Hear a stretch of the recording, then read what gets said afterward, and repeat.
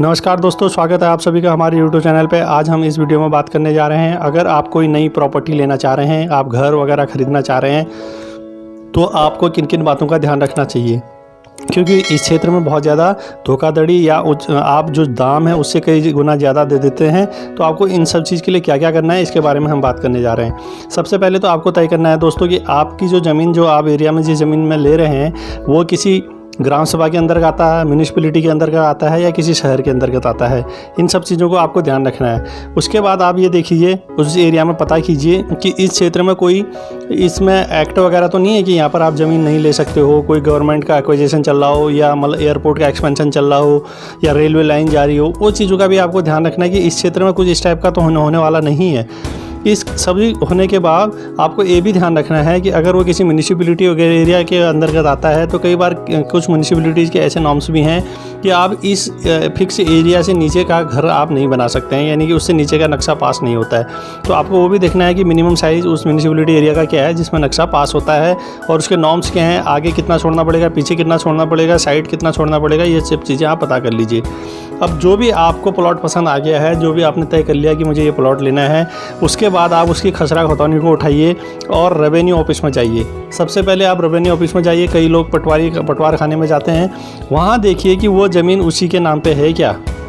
अगर वो ज़मीन उसी के नाम पे है तो ठीक है। अगर उसने वो ज़मीन उसने भी खरीदी है किसी से, तब तो ठीक है कि उसमें वो फिक्स एरिया है या नहीं है, उसका जिसे तकसीम कहते हैं, पार्टीशन कहते हैं कि हाँ भाई यही वाला एरिया इसका है। मान लिया जाए 1 किलोमीटर का लैंड है, उसमें से उसने कहा कि मेरे पास 1 किलोमीटर का लैंड है कोई, और 1 किलोमीटर स्क्वायर यार्ड में से मैं कहता हूँ कि भैया इसको 250 स्क्वायर मीटर मैंने बेच दिया है, और वो 250 स्क्वायर मीटर मेरा कौन सा बेचा है उसमें तय होना चाहिए। अगर वो ज़मीन एंसेस्ट्रल है, यानी कि पुश्तैनी ज़मीन है, पुश्तैनी ज़मीन में क्या होना चाहिए, अगर 4 भाइयों में ज़मीन बटी है तो जो भाई ज़मीन अपनी हिस्से की ज़मीन बेच रहा है वो क्लियर कट रेवेन्यू ऑफिस में उसकी तकसीम हुई होनी चाहिए, उसका पार्टीशन हुआ होना चाहिए कि भैया ये वाला हिस्सा जो है ना इस भाई का है, और ये जो बाकी के हिस्से हैं इसमें अलग भाइयों के हैं। तो यानी कि उसका मालिकाना हक उस वाले ज़मीन के ऊपर होना चाहिए। क्या है कि अगर बहुत बड़ा प्लॉट है, इसमें 4 भाइयों का हिस्सा है, वो कह रहा है कि मैं अपना हिस्सा बेच रहा हूँ, लेकिन तेरा हिस्सा कौन सा है ये तय होना बहुत ज़रूरी है। वो अगर नहीं है तो आप उस ज़मीन से हट जाइए, अगर है तो आगे बढ़िए। आगे बढ़ने के बाद आपको क्या करना है, जो भी आपका दाम तय हुआ है, दाम को आप कैसे पता करेंगे कि मैं उचित दाम दे रहा हूँ या नहीं दे रहा हूँ। आप जब ज़मीन को तय कर लेंगे, उससे मिलने से पहले ही उस एरिया में 10 लोगों से कम पूछ लेंगे कि भैया इस एरिया में आपने ज़मीन कितने की ली, 2 साल पहले कितने की ली, अभी कितना रेट चल रहा है, या अभी हाल ही में किसी ने ज़मीन ले रखी तो क्या, उसका एवरेज आपको देना है। यानी कि आपको 5-6 लोगों से मिलने के बाद जो भी आपको रेट तय हुआ, उसके एवरेज से ऊपर आपको जाना ही नहीं है। आपको बहुत ज़्यादा ज़मीन पसंद है तब भी आपको मतलब जो लास्ट हाईएस्ट दाम दिया गया है उससे ऊपर तो बिल्कुल नहीं देना है। अब आपको ये बात, आपने उस आदमी के साथ सेल एग्रीमेंट कर लिया। मान लीजिए मिस्टर राजेंद्र के नाम की ज़मीन है जो आपके साथ बेचना चाह रहा है, तो मिस्टर राजेंद्र ने आपके साथ सेल एग्रीमेंट किया। तो सेल एग्रीमेंट जो है अधिकतर लोग नोटराइज करते हैं, खाली एक स्टैम्प पेपर में लिख लेते हैं कि आज की डेट पे इस वाली ज़मीन इस खसरा खतौनी के लिए हम आज ये टोकन अमाउंट जिसे कहते हैं, मतलब एडवांस अमाउंट 1 लाख 2 लाख जो भी में भी आपका तय हुआ है वो आप देते हैं। तो कोशिश कीजिए कि ये अमाउंट जो है ना आप हमेशा चेक से दीजिए और उसका अकाउंट नंबर डाल के दीजिए। खरीदने वाले का अकाउंट नंबर बोलिए कि आपका अकाउंट नंबर क्या है, उस अकाउंट नंबर को अपने चेक नंबर पर डालिए, और वो जो अकाउंट नंबर है, जो चेक नंबर है, वो आप सेल एग्रीमेंट में मेंशन कर दीजिए।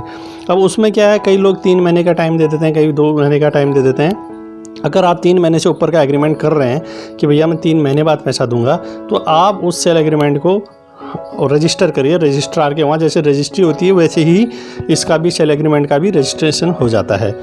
अब बात आती है कि उसके बाद आपको क्या करना है। जब आपको उससे सेल एग्रीमेंट कर लिया तो आपको उससे कहना है कि आप अपनी ज़मीन के कागज़ तो देंगे, उसके बेचने वाले के बारे में जानकारी पता कीजिए।